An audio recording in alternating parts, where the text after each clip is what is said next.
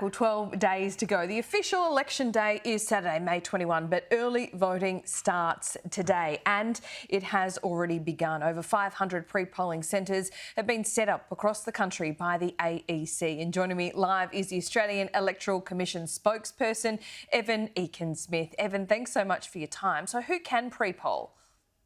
Good morning and thank you for having me on. Effectively, anybody who can't make it on election day. Elections are an in-person community event where we come together once every 3 years. So if you can make it on election day, absolutely that's what you should be doing. But if you can't, well, early voting is available for you now. Well, how strict is that? I mean, people go on holidays, of course, but in this COVID era, people worried about contracting it or anything like that, that is a legitimate reason to go to a pre-poll centre. Yes, it is. So there's eligibility criteria there, and you've touched on a couple of them. If you have a reasonable fear for your safety, if you're vulnerable to COVID-19 and you want to try and avoid the crowds, that is a legitimate reason. If you're travelling as well, that is also a legitimate reason. So we've got all the eligibility criteria on our website, and it is a self-declaration that you make at the early voting centre. Yeah, I mean, every election, it seems to be more and more people pre-poll, and those reasons given on the website, they seem very flexible. Is that right? They are a little bit, but we'd be encouraging people to come on election day if they can. That's what the system is designed around. But ultimately, I mean, we've got 17.3 million Australians on the electoral roll. We'd be a much larger organisation if we could follow up on the eligibility or the reasons that people provide us for casting a pre-poll vote. So it's a self-declaration. Come on the day if you can. If you can't, there's services available for you. So how many people pre-polled last election and how many do you expect this election? If you added up postal voting and pre-poll voting at the previous election in 2019, about 40% of the population, so it's a fair degree, it'll likely go up. If you look at postal vote applications so far, we've had around about 2 million. Previous election, that was 1.5, so that's clearly more already. And pre-polling goes up from election to election in pretty much any jurisdiction around the world at the moment. So you could be expecting perhaps around half the Australian population to be voting before election day. Okay, COVID is still a big problem. So what happens if you get COVID and you haven't pre-polled just a couple of days before May 21? What options are there for you? Yeah, and it's a question we're getting a lot with good reason. At the moment, election day, we're encouraging people to come along. If you haven't voted prior to election day and you do contract COVID in those last couple of days, there'll be a telephone voting option available for you.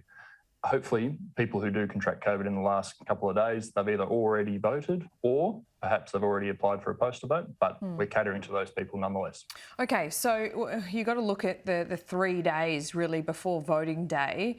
Anyone who gets COVID for those 3 or 4 days or even up to a week won't be able to vote. This could be more than 100,000 people on the current rate of contraction that will be having to use that phone line. Are you really prepared for more than 100,000 phone calls? Yeah, the modelling's interesting. I mean, we're in close contact with health authorities all the time, of course, looking at the numbers, as is a lot of the population. And we're doing a lot of that activity out of our dedicated command centre, and we've got relationships that are built in there.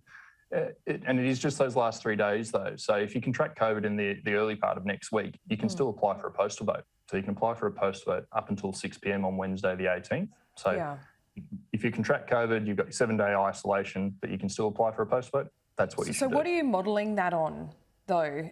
So these last 3 days, what's your modelling that tells you how many phone calls you might have to take on election day for people that have contracted COVID? I don't have a specific number to provide you. It's fair to say that it's going to be reasonable in its quantity. I mean, we've delivered a telephone voting solution before, but only for Australians who are blind or have low vision. It's been limited to 2,000 people at the last federal election. Clearly, it's going to be a lot more than that. We'll have thousands of operators who are picking up the phones. They'll be working really hard. But we've been really clear that this is a late emergency measure. It may not be smooth. You may have to wait a little bit, but we're going to try our very best to be as quick as possible. Okay, so you'll have to read the ballot paper out to them, and you could have more than 50,000 people calling on election day. This seems like it's a bit fraught with danger, that there could be mistakes made or people just won't vote at all. We'd be really encouraging people to absolutely turn up and vote. We will have ballot paper recreations on the website. So it's a 2-call process where you first register, and we'll be letting you know about those ballot paper recreations. The idea being that you come to the call really organised. You know exactly where you're going to number your ballot paper and make it as quick as right. absolutely possible.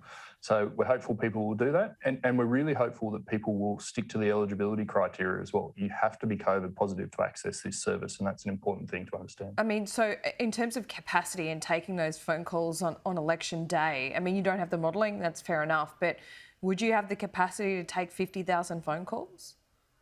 Look, we're going to take as many phone calls as we need to. As I said, we've got thousands of operators, and we've been working across government departments to draw in assistance, of course, for this late emergency measure.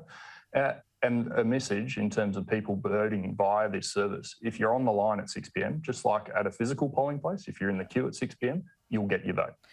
Every close election, we're critical of the AEC because you do stop counting at some stage. So the counting begins Saturday night, 6 p.m. Do you stop on Sunday and resume on Monday, or will you be going right through? Yeah, people want their results. We understand that. We get people at 6:01 saying, "What are you doing?" We count as quickly as we can. We count all votes cast that day on election night. And we count the vast majority of pre-poll votes as well. So it'll be somewhere in the order of 23, 24 million votes when you add up House and Senate that will count on the night, which is extraordinary. On the Sunday, we'll have small postal counts, we believe, in the afternoon. That'll start off that trend of postal voting results. But the vast majority of the Sunday is actually packaging up, transport, receipting in, marking people off the roll to get ready to really go again from the Monday. So it's a massive activity to count. Certainly is. Evan, thanks so much for your time. We'll speak soon.